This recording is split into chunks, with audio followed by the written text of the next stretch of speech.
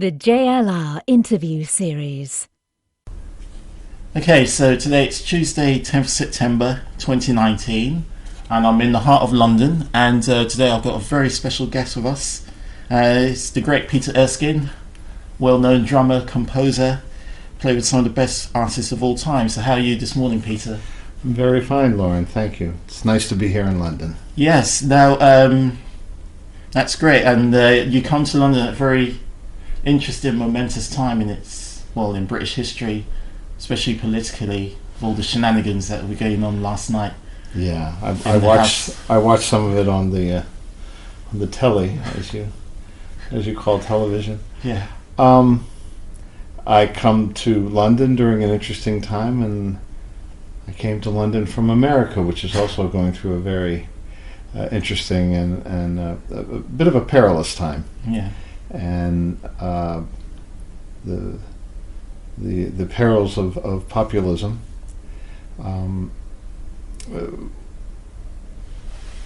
Aside from the threat of undoing so many of the great advances of, and I'm not a political expert by any means, but I've been around quite a while now, and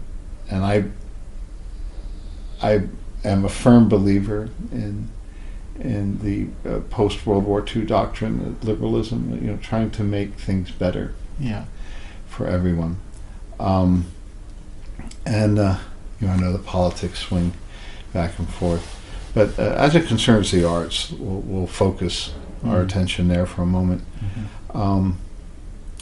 Populist regimes are not good for the arts. They look to slash the budgets for anything having to do with artistic expression. It's one of the first places they try to attack, and censorship is always right around the corner with folks like this, I think. And the only positive thing is that, and this is the hope that I'm clinging to, is that these people on the right serve as a wake-up call to everyone, and it brings about resistance, and a lot of great art is created in that network. Being all that as it may, musicians create because that's what we do. We play, and so much of what we do is in a bit of a vacuum. I think about it when I'm trying to tell people on social media, "Hey, we've got a new record," and in the news, there's just one bad thing after another happening, and you think, "Well, this is not a good time to be talking about my new album when some atrocity has just occurred." And lately, it seems like there's never a good time to talk about these things, and yet art is so important. I'm not saying the art that I make is important, but proud to be a member of the community that creates things for other people to enjoy, and so we're going to keep making music, and hopefully people will keep listening to it. Well, no, you make a really important point. As you say, it's probably, as you say, it appears, in inverted commas, never to be a good time, but it's always a good time because people need something else all the time. So people are actually looking out for your record or what you're up to. So it's actually is vitally important. We like to think so, and hopefully not just as a diversion, but as some kind of nourishment, at its best, and hopefully to inspire people.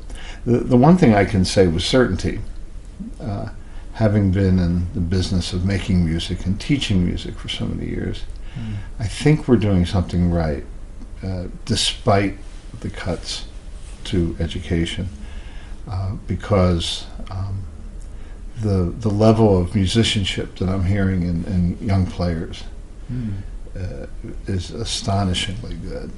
It's like, wow, you know, these musicians are doing things we never dreamt possible. So I think that's the good news, and the other good news is that still feeling quite youthful inside. We haven't stopped playing and haven't stopped growing. So this new album that we're here to talk about, the 3 Nights in L.A., it just feels like the record I've been wanting to make.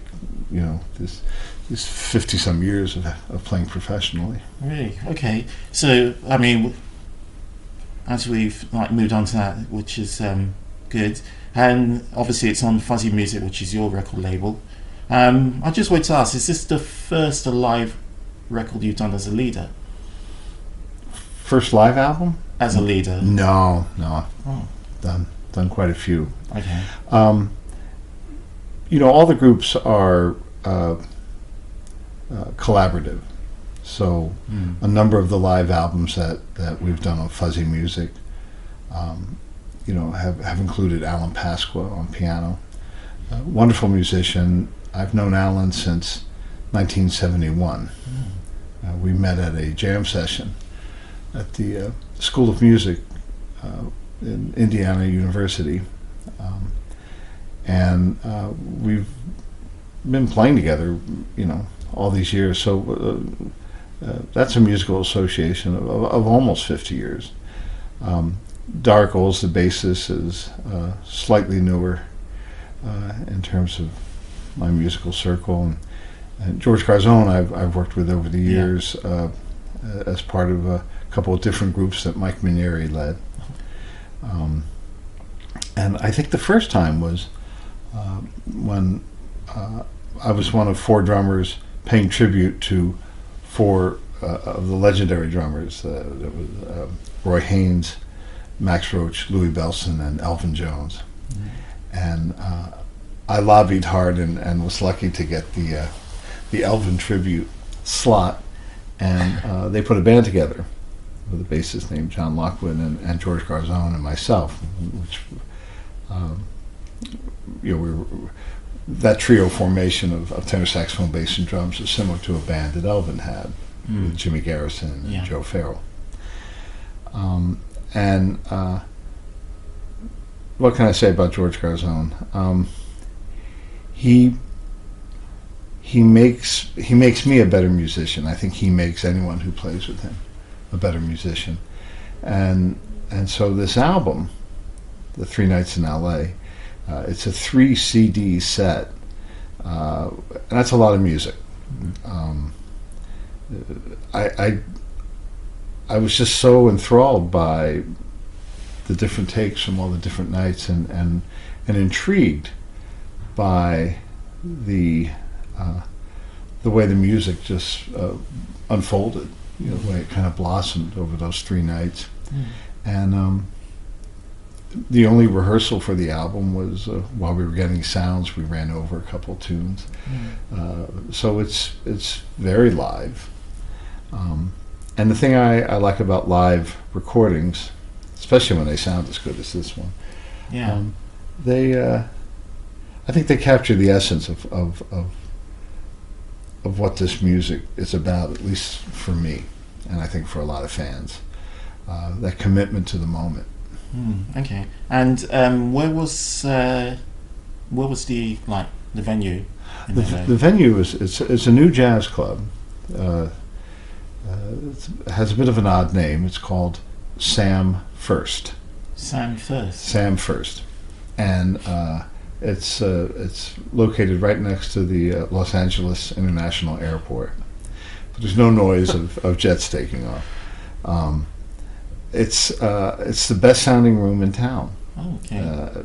It's just a great sounding room, and so it lent itself beautifully for making this album.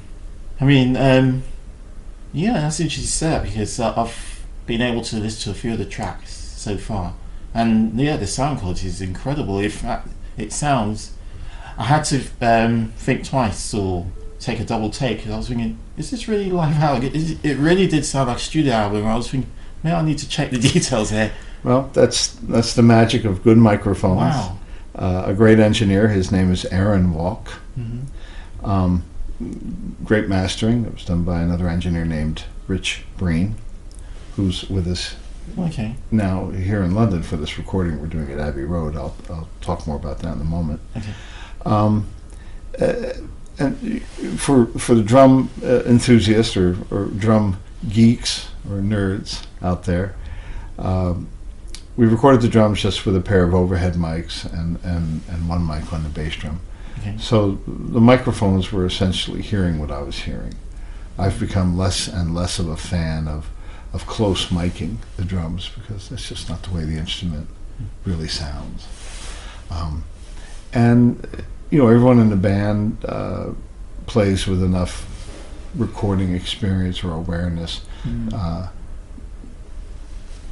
We let the microphone do the work. We don't play too hard. Yeah. Despite it being in a club and getting that energy from the audience. Yeah. Yeah. And it's a great audience here. I mean, it's a listening room. And even though it's a bar, you won't hear one, blender being turned on or some mixed drinks being made in the background.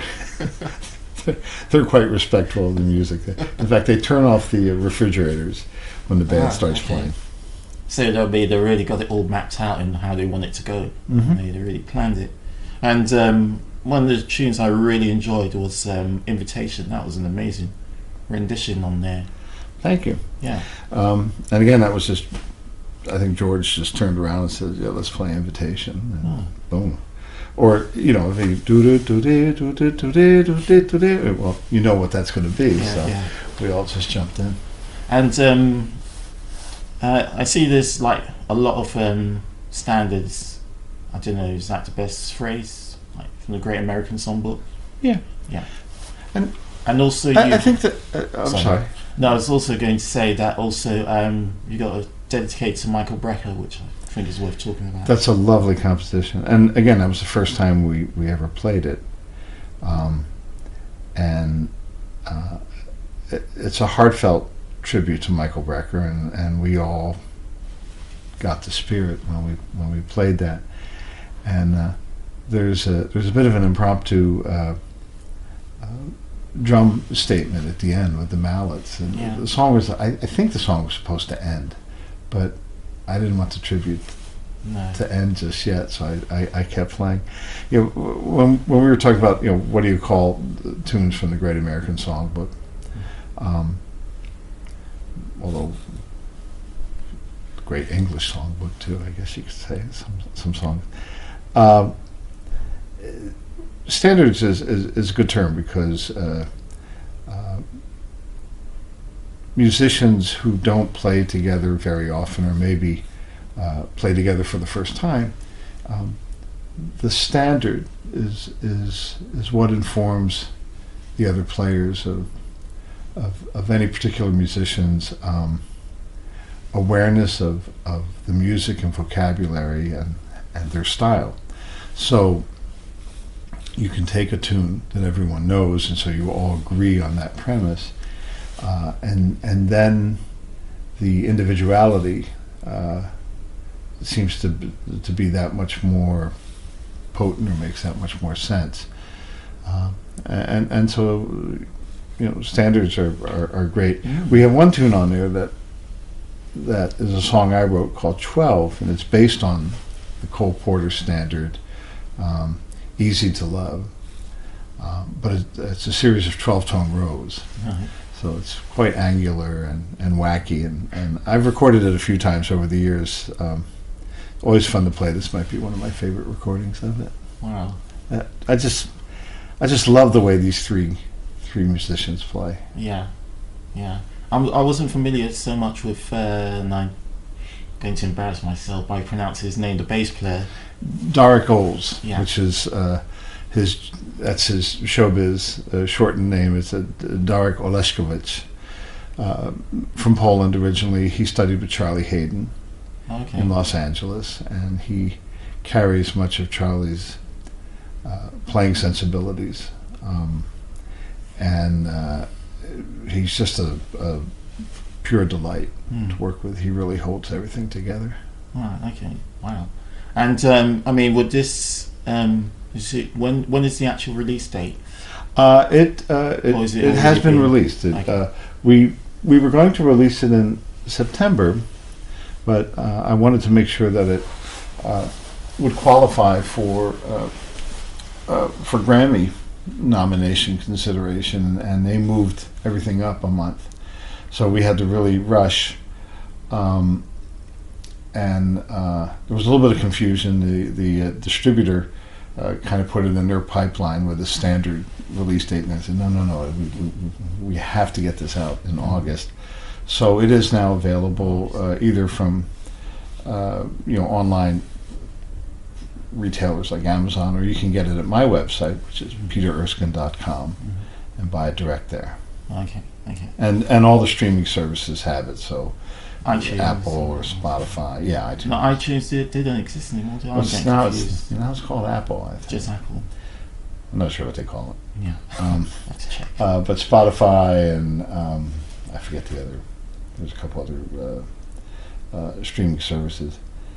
And that's the way a lot of people listen to music now. Half of the new cars don't even have CD players, so it's a strange time for the music business. Do you ever bring out any new music on vinyl? Because some artists now would bring out a few. Yeah, copies I did my last Dr. album. I've done three. I've done three albums with under the that sounds good. under the pseudonym or name of Dr. Which is spelled Dr.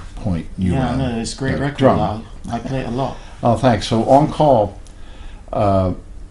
is a double vinyl LP, but I've just got boxes of vinyl LP On Call albums sitting around the house. Right. So I keep hearing about this, that people love buying vinyl, but I don't seem to have been able to get the word out to these folks. I don't know.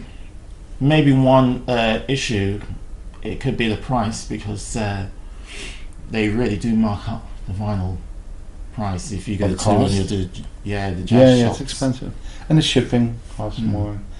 That's a good point. Back a few years ago, I should say, I would happily buy something in America, get it shipped over for about $10 on top. But now, sometimes it's about $30 on top. It's just not viable anymore. I'll be honest. For all the people who love vinyl, I'm not going to talk about tariffs and trade and all that stuff, because it's just nuts what's going on. But the engineer who recorded the 3 Nights in L.A., he was over at my studio, and we were doing a transfer from an old album. And he said, "Let me show you something." He said, "People always talk about the great dynamic range of vinyl." Yeah. He said, "Look at this." And he showed me the waveforms. He said, most of these records were so compressed. Compression was part of the mastering on albums.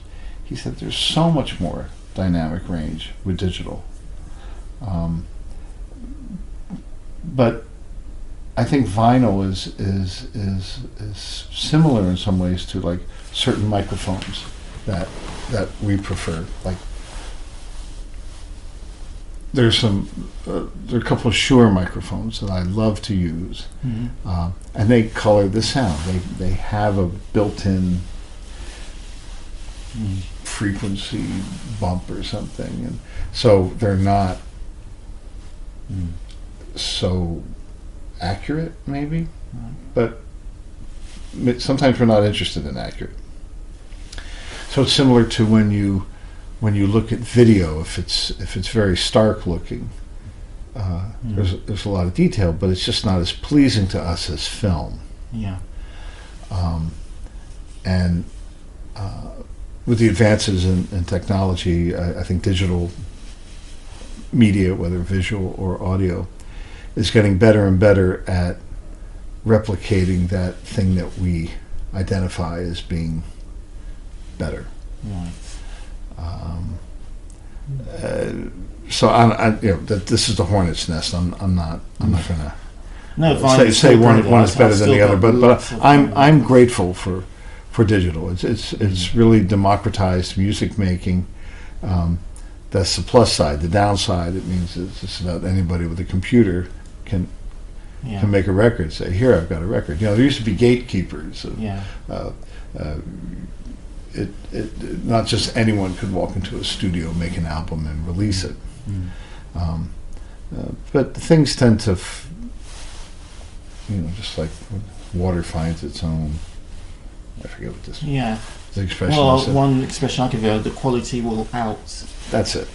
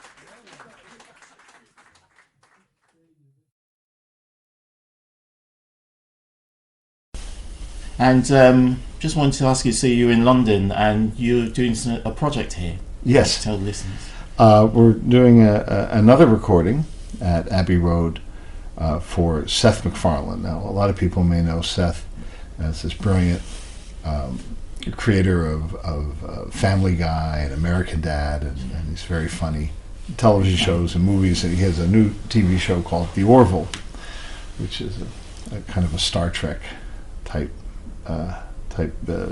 television show. But Seth has as much talent as a vocalist, and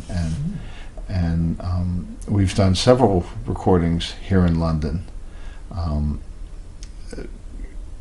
The musicians in London are great, in the entire UK are amazing.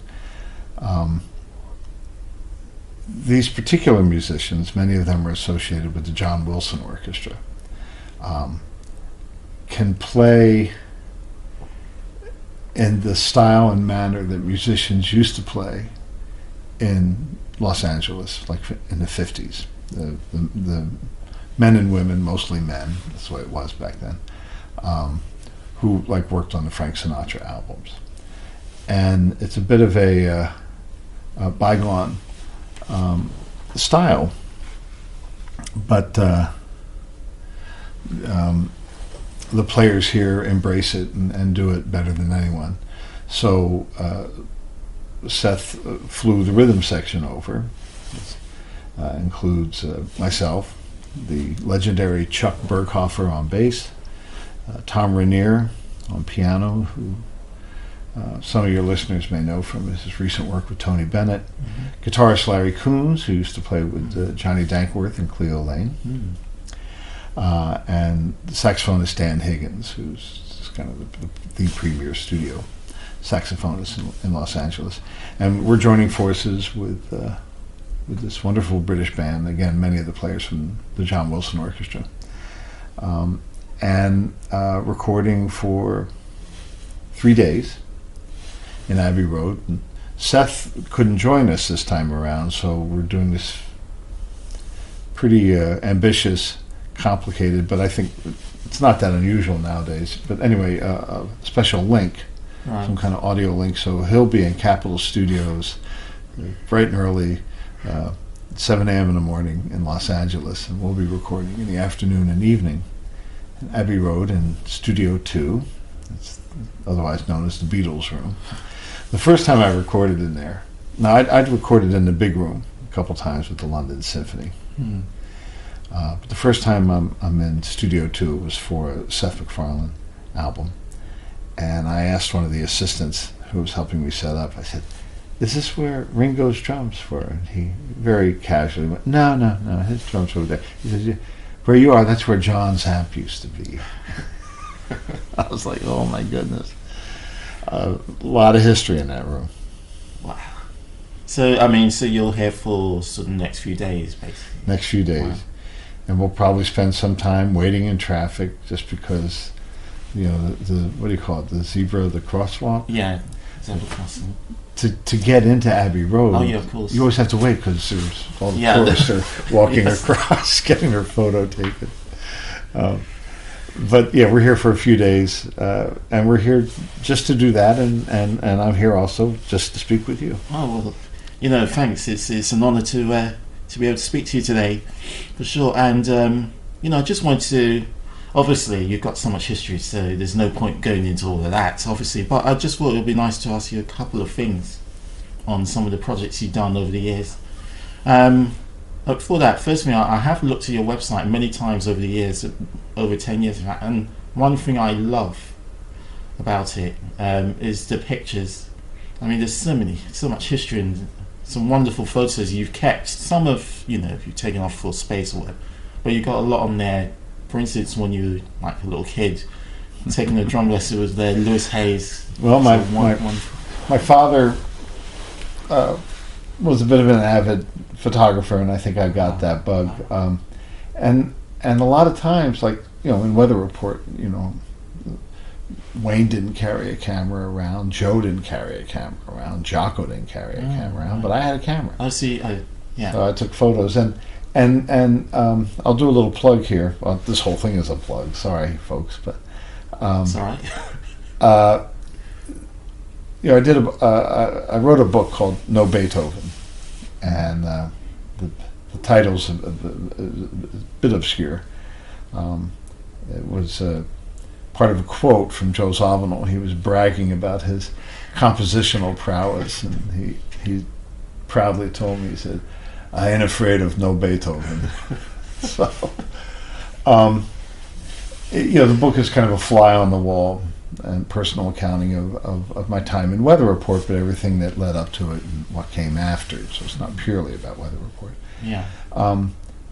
There's a digital version of that on Amazon Kindle, but there's an iPad version from the Apple bookstore that has, I think, well over 1,000 photos. Really? Yeah, the designer and I just totally went all out. So if you are a fan of any of the bands I've played with, or particularly Weather Report, just about every photo I had was scanned and made part of that book. Oh, incredible.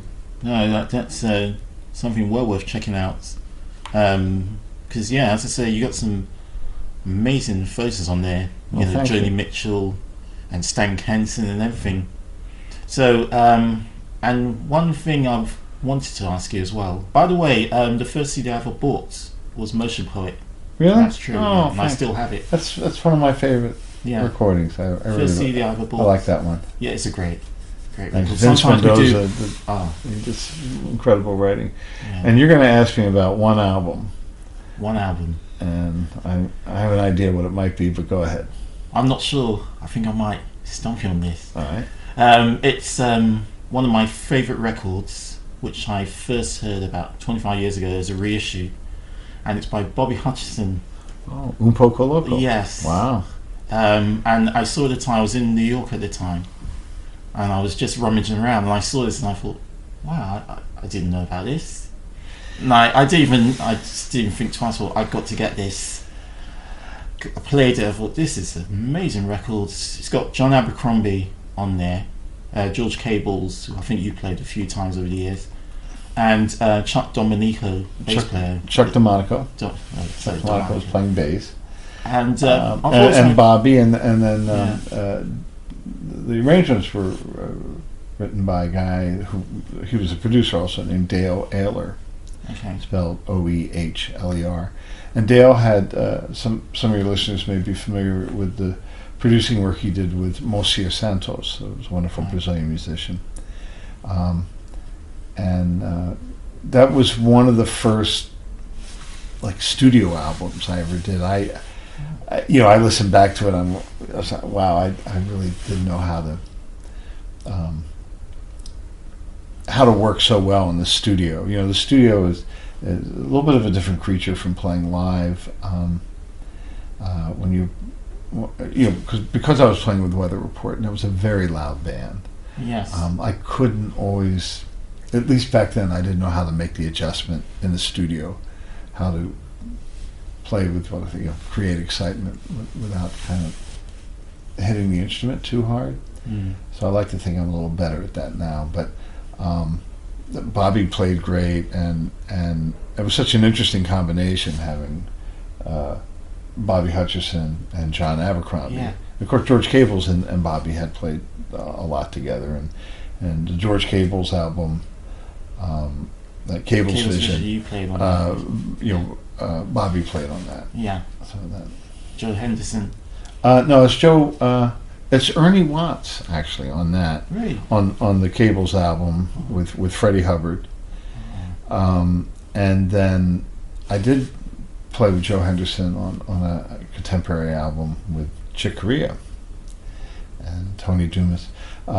John Koenig, the son of Lester Koenig, who created the Contemporary Records label. John gave me a lot of first chances, including my first solo album, but invited me to play on these records, with, the first of them being a Joe Farrow album called Sonic Text with Freddie Hubbard. And that was a thrill. I really liked Freddie. Yeah. He was always a lot of fun to work with. He could be naughty sometimes, but he was a good guy. I really liked him. Yeah, he's one of the few musicians I haven't got to see play, or never got to see play live. I've seen virtually everyone who's seen, including yourself, a few times. I remember you did an amazing gig once at the Jazz Cafe with the Yellow Jackets. You were sitting in for William Kennedy. Oh, for Will Kennedy, yeah. Will had left the time. band for a short period of time. I'm so glad he came back. You know, they sound better than ever. Marcus Baylor did a great job playing with them for a bit too, and of course Ricky Lawson before Will had done it. The Jazz Cafe gig was fun. You know what happened to me? I'm glad you said that, because it's one of my favourite gigs of all time, and I'll tell you why in this second. I came back for the second night. I think it was a 3 or 4 night engagement. 3, I think. And I came back for the second night, and I asked their band tech. I said, I guess you put my stick bag away. Can you tell me where it is, or can you bring it? And he went, no, I didn't touch it. And so my stick bag had my in-ear headphone system and all my sticks, of course, and it was nowhere to be found. So we kind of panicked, and we had to find some drumsticks and in-ear monitors. And I said, wow, someone stole my stick bag. The next day when I showed up to the club for the third night, there was this package. It had been, I think, either sent in the post or hand-delivered with a note. And I said, I'm really sorry. I had a bit too much to drink, and I just thought, I don't know why, but I thought it'd be a good idea to take your stick bag. and now I realize that wasn't a very nice thing to do, so please accept my apologies, and I got it back. Name of address supply. That was the Jazz Cafe. That was always a fun gig. Yeah, because it was the second time I'd seen you play, because I saw you play the year before. It was a special night at the South Bank. I don't know if it was a drummer's night, actually, because Bill Bruford and his band played before you did. Yeah, that was with the trio with John Taylor and Hallie Danielson. Yeah. I remember that. That was fun getting to share the concert with Bill. Yeah, Bill is a great guy. Lovely guy. Yes. Yeah, brilliant guy. Yeah. And then, so you were playing, and the crowd, I mean, you just sent the crowd into a frenzy, because you just so on top of your game. But the thing I remember most is Bob Mitzer, who at that stage you already played together for a good 20 years or whatever. He kept turning around looking like, what is going on here? Because he was like, so... I was just looking at... I was just looking at... Oh, thanks. I Bob's face. He kept looking at... No, never. But it was... Well, it's always fun to play with Bob Mitzer. That's someone else. I've known Bob since 1969. I didn't realize it was that. 50 years ago, we met in high school. We went to a place called the Interlochen Arts Academy. It was a music school, boarding school in the middle of the country. Right. So Bob and I not only played in the school jazz band, but we had a trio, and we are working together to this day. Bob and I are both on the faculty at the University of Southern California, the Thornton School of Music, as are Alan and Darek. So it's nice. I mean, we get to play, we get to teach, we get inspired by all of our students, and so it's a good time. Yeah. Talk about Alan. I mean, the first I heard of him was not in jazz at all. I first remember seeing his name in a rock band. Unfortunately, I can't remember the name of the band. Giant. Yes. And I wasn't aware that he was Alan worked with Bob Dylan. He worked with Santana, but most notably, Alan was part of the new Lifetime with Tony Williams. Yeah, so that album, Believe It. Yeah. One of the more or most iconic albums of the 70s. So Alan's been part of a lot of really important musical groups, and so has Bob, and it's really neat that we can still play together. I run into George Cables now and then, but I haven't played with George in quite a few years. We did something up in Stanford at a summer jazz camp there. Great musician. We lost John Abercrombie. We lost Bobby Hutcherson. We lost Chuck DeMonico. Yeah, some years ago. Yeah, but the main thing is the music. And one would tell us, was that the first studio date you did with John Abercrombie, or did you play with him before that? No, it's the first time that I got to work with John, and it was exciting. Yeah. I met John in 1973, which is the first time I came to England. All of this when I was on tour with the Stan Kenton Orchestra, and I have a poster at home from Ronnie Scott's, and the gig started, I don't know, at 9 or 10 o'clock, and it lasted until 3 o'clock in the morning. We did 4 sets each night, 2 shows, and each show was a 2 set. Yeah. It was nuts. And getting to visit London for the first time, I would get up bright and early and go for walks and visit museums, take pictures and stuff. So when I was young, I used to stay up till like 3, 4 o'clock. Now that I'm old, that's when I wake up. But like I did this morning. But that's a little bit of jet lag too. Yeah. Okay. All right. Well, I think that's all the questions I've got to ask you. So, it's been a pleasure speaking to you today, and enjoy the rest of your time in London. And thanks for the interview for Jazz London Radio. Well, thank you, Lauren, and to all the listeners of Jazz London Radio. Thanks for tuning in. Thanks for supporting this music just by listening to it. That's one of the most important parts of our making it. If no one listens to it, then it's like that tree that falls over in the forest and doesn't make a sound. You help give us our sound. So thank you, listeners of Jazz London Radio. Thank you very much. Cheers. All right. And for those in Radio Land, if you don't have we just shook hands.